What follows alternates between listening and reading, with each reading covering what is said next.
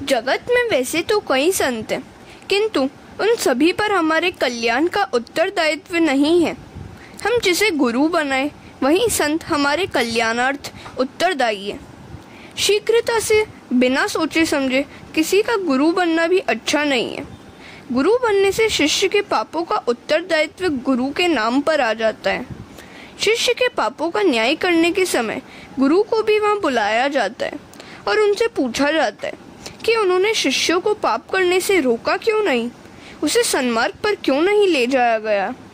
तब शिष्य के साथ साथ गुरु को भी दंडित होना पड़ता है। मंत्र, माला और मूर्ति तथा गुरु बार बार बदलना ठीक नहीं है। अपनी माला किसी और को मत दो। नरसिंह स्वामी का प्राकट्य स्तंभ में से हुआ था। तुम ही सोचो कि वे स्तंभ में कैसे रह पाए होंगे। स्तंभ तो ठोस था, पोला नहीं। ठाकुर जी अंदर कैसे रहे होंगे।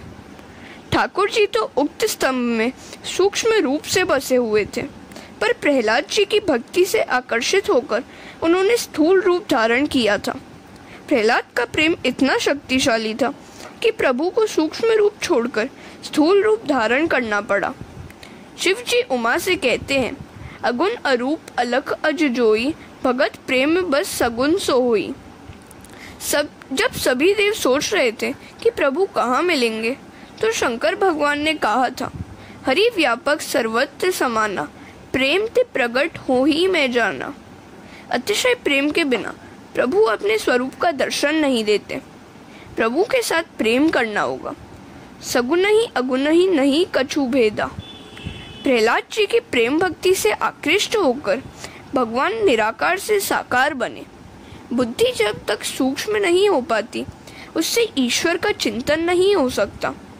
परमात्मा के प्रेम के कारण ही साकार रूप धारण करते हैं। परमात्मा निर्गुण भी है और सगुण भी। निर्गुण और सगुण तत्वतः एक ही है। निर्गुण ही सगुण बनता है। प्रभु स्थूल भी है और सूक्ष्म भी। वे कोमल भी हैं और कठोर भी। वेदांती मानते हैं कि यह सब धर्म माया के कारण आभासित होते हैं।